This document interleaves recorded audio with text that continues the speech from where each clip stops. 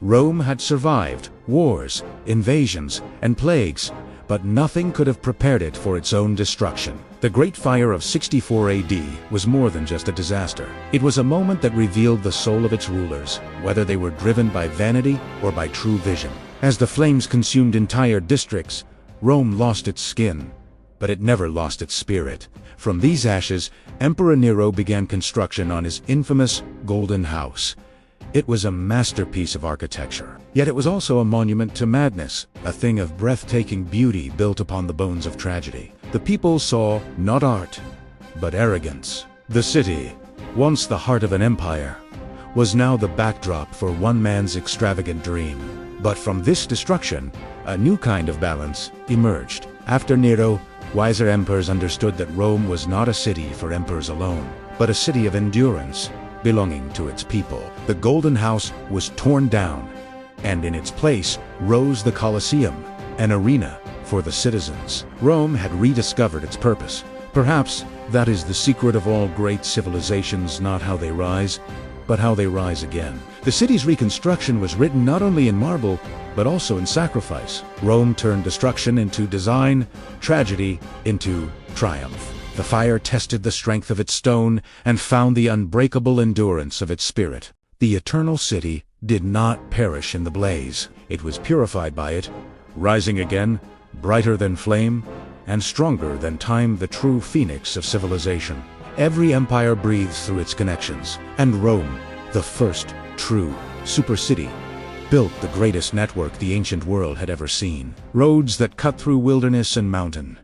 Bridges that defied rivers and time. From the sands of Africa to the forests of Britain, every mile whispered the same truth. All roads lead to Rome. It began as a military necessity. In 312 BC, the censor Appius Claudius Caecus commissioned a road from Rome to Capua, a path that would later stretch 350 miles to Brno. They called it the Via Appia, the Queen of Roads. Laden layers, gravel, sand, stone, and volcanic rock. It was so precise that segments survive today. Smooth enough for wheels to roll after 2 millennia, the roads were not just paths of conquest. They were the framework of empire, the bones beneath its skin. As legions marched outward, roads followed. Via Flaminia to the north, via Aurelea to the coast, via Egnatia across the Balkans. Each a thread in a web that bound provinces to the capital. Over 250,000 miles of road spanned the empire, stretching across deserts, mountains, and plains. At every mile, a stone marker stood not from the nearest town, but from the heart of the world, Roma. Every traveler, soldier, and merchant knew they were not lost, so long as they could find the way to Rome. Roman engineers were masters of simplicity and precision. They surveyed routes with the groma and leveled ground with water-filled trenches. Where rivers cut the path, they built arches. Where mountains rose, they carved tunnels.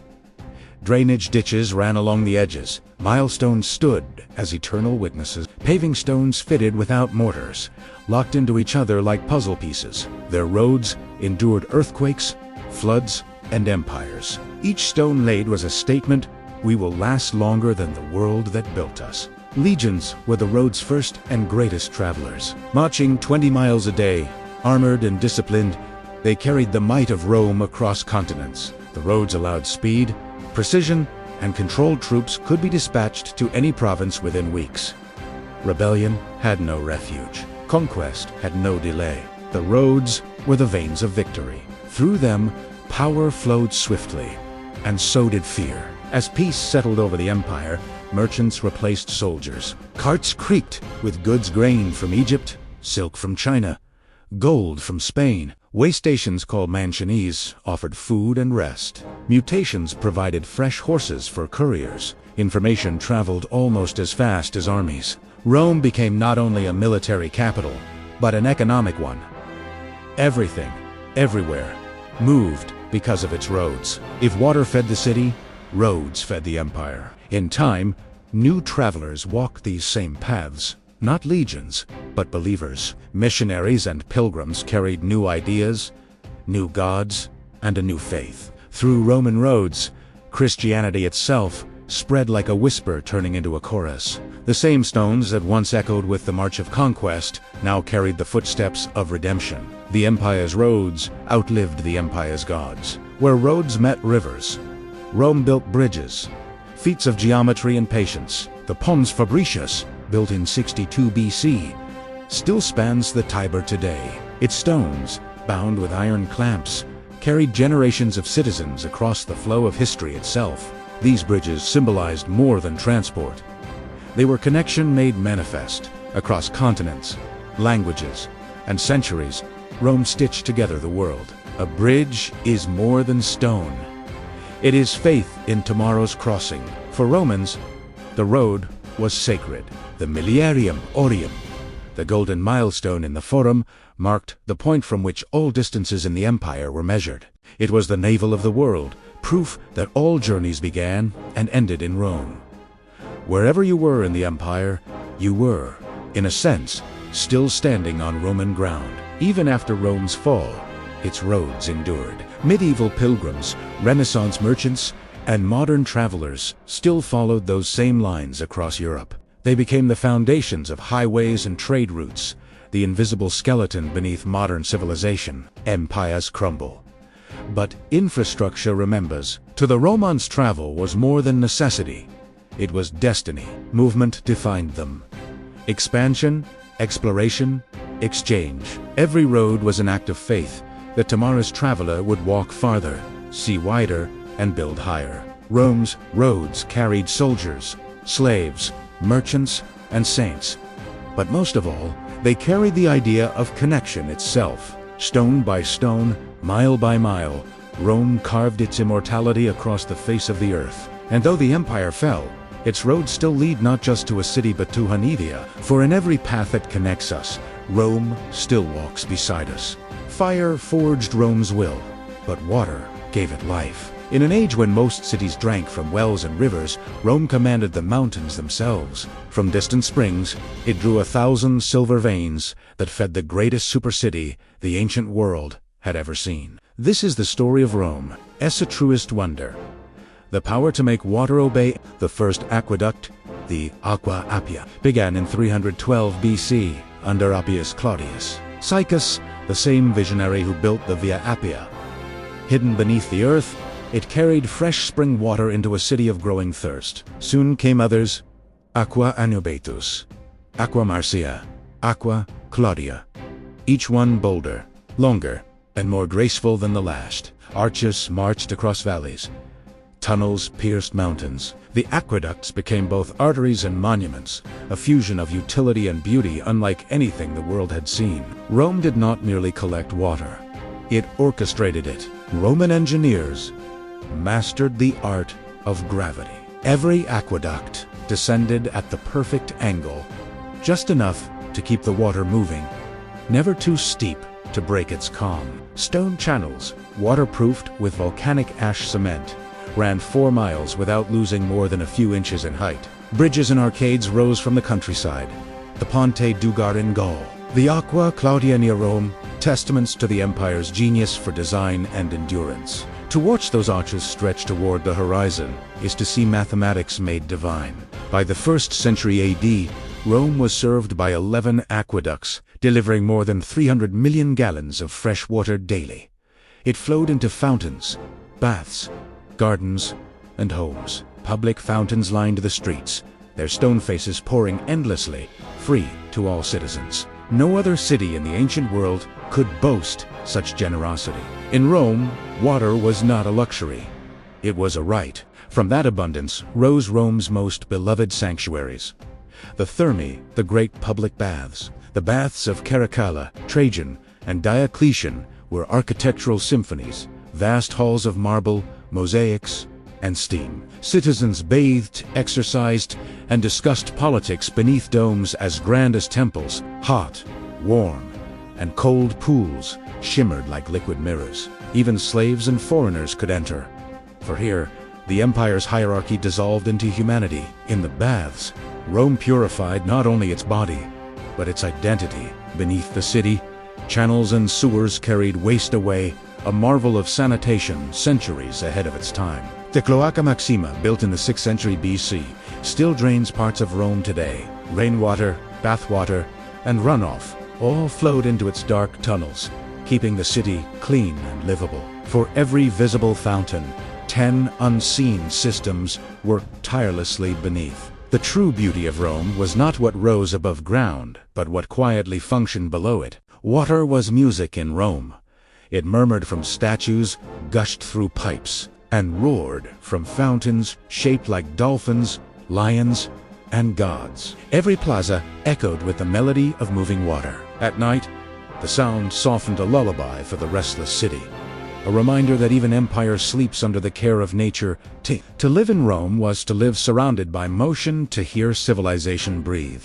A vast bureaucracy ensured fairness. Engineers called curatores aquarum measured flow, repaired channels, and punished theft, for water was wealth. Pipes of lead and bronze snaked beneath streets, carrying liquid luxury to the homes of senators and emperors. Public fountains served the commoners, a silent symbol of equality amid hierarchy. In Rome, control of water was control of the people, but it was a benevolent control, disguised as generosity.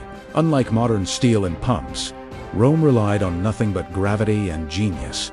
Siphons dipped through valleys. Pressure kept the flow alive. Some aqueducts stretched more than 50 miles, balancing delicately on gradients smaller than the width of a hand. The result? Water so clean, so constant, that even emperors marveled at its purity. Precision was their poetry, and water their verse. To Romans, water was sacred. Neptune ruled the seas, but fountains belonged to the gods of the city, nymphs, naiads, and river spirits carved in marble. A single droplet from a fountain was a blessing. A bath in a public pool was communion. Rome had transformed nature into faith, a liquid miracle flowing through stone veins. When the empire weakened, its aqueducts became casualties of conquest. Invaders cut the lines, maintenance ceased, the city's heartbeat slowed to a trickle. Fountains dried, baths emptied, and the once living waterworks fell silent. But even in ruin, their arches stood skeletons of a civilization that had dared to make nature serve humanity. Rome had taught the world how to harness water, but also how easily neglect can drain greatness dry. 2,000 years later, Rome still sings with the sound of water. From aqueduct to fountain, from empire to eternity, its flow has never truly stopped. For in every stream that nourishes a city, Rome's rivers still run. When we think of ancient Rome, what comes to mind? Mighty legions, grand emperors, and towering monuments like the Colosseum. Right. But what about the millions of ordinary people whose daily lives built the very foundation of this legendary empire? Let us take a walk through the bustling streets of ancient Rome and see what life was really like for the common citizen. Forget the marble villas. Most Romans lived in crowded apartment buildings called inns. Imagine waking up not to an alarm, but to the sounds of the city already alive. Vendors shouting, wheels clattering on stone streets, and neighbors chatting from their windows. Life was lived in public, out in the open. The day for a plebeian, a commoner, started early, a quick breakfast of bread dipped in wine, and then off to work. These weren't senators or generals. They were the artisans, the shopkeepers, the bakers, and the construction workers. They were the ones who baked the bread that fed the legions, stitched the sandals worn by senators, and, yes, hoisted the very stones that built the aqueducts and amphitheaters we still admire today. Their skilled hands and hard labor were the engine that powered Rome. The heart of the city was the Forum. It wasn't just for politics. It was the social hub. People gathered here to catch up on news, shop at the markets, or just watch the world go by. And for entertainment, the Romans loved their spectacles. Chariot races at the Circus Maximus were a massive draw, and gladiatorial games at the Colosseum were events for the entire city, often sponsored by the emperor to keep the people happy.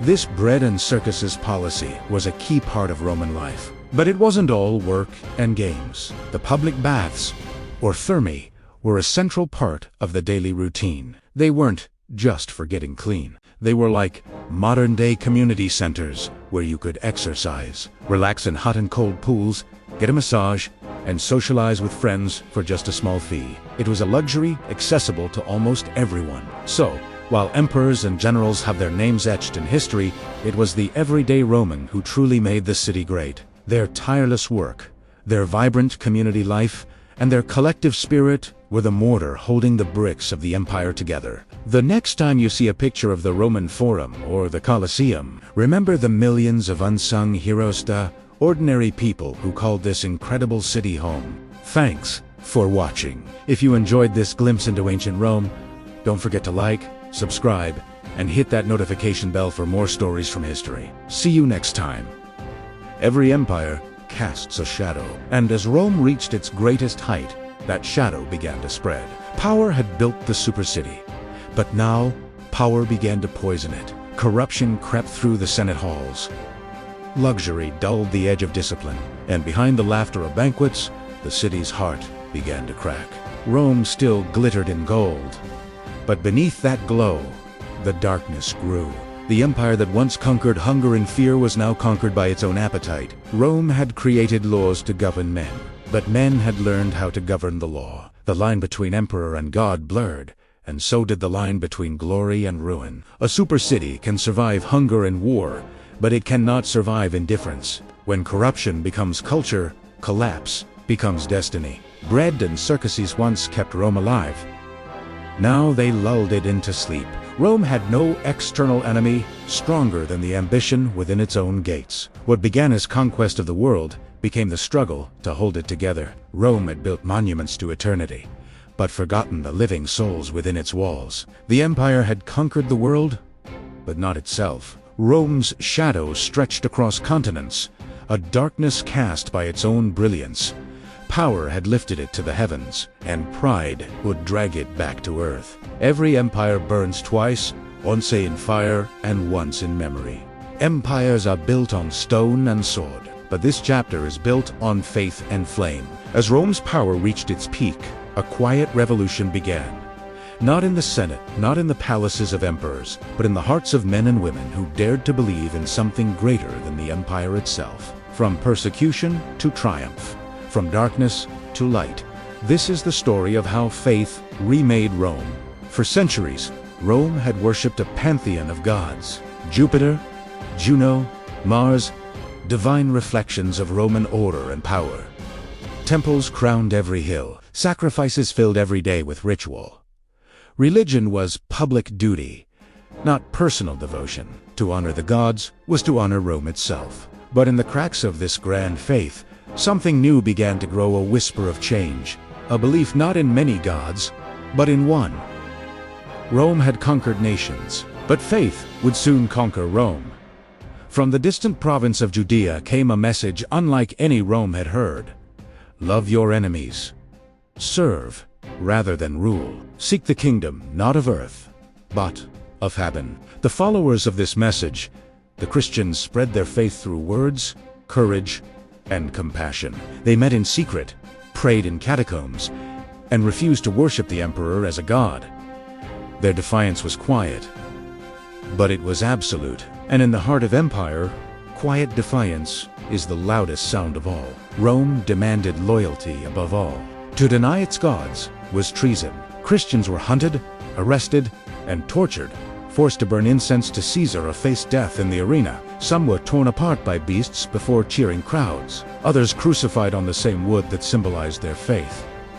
And yet, the faith did not die. Every martyr's death lit another flame. Every cry of pain became a sermon of endurance. Rome had tried to crush an idea, and instead gave it immortality. The empire's fire could destroy bodies, but not conviction. In tenements and villas, in prisons and markets, Christianity spread from slave to master, soldier to senator, woman to child. By the 3rd century, it had reached every corner of the empire. Not by conquest, but by compassion, community, and courage. Faith became the invisible network that even Rome's legions could not break. Then came an emperor who saw more than superstition in the sign of the cross. In 312 AD, Constantine prepared for battle at the Milvian Bridge. The legend says he looked to the sky and saw a vision, a blazing cross.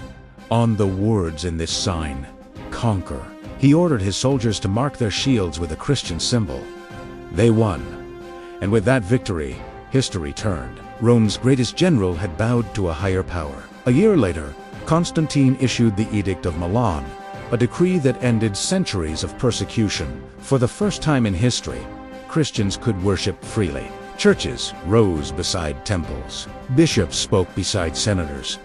Faith stepped out from the catacombs and into the sunlight. Rome had once demanded sacrifices to its gods. Now, it knelt before one. The city changed. The Basilica of St. John Lateran became the first Christian church in Rome.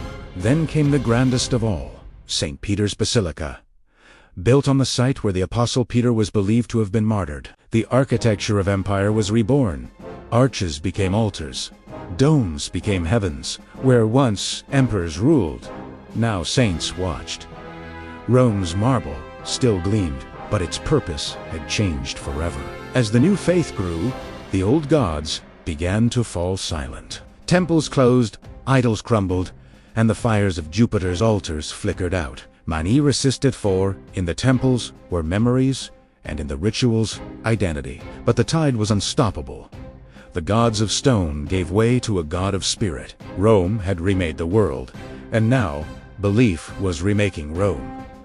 Constantine saw the future beyond the Tiber. In 330 AD, he founded a new capital, Constantinople, a city between continents, a bridge between worlds. It was Christian in spirit, Roman in structure, a symbol of rebirth, a new heart for a transformed empire. The eternal city had found a new eternity, not in marble, but in faith. From persecution to power, from catacombs to cathedrals, faith had completed its impossible journey. Rome, once the empire of conquest, became the empire of belief. Even as its armies weakened, its churches, even as its walls fell, its words endured. Empires crumble, statues fall. But faith survives the ruin of cities. Rome had ruled the world through power. Faith would rule it through the heart. The eternal city was no longer the empire of men. It had become the kingdom of the soul.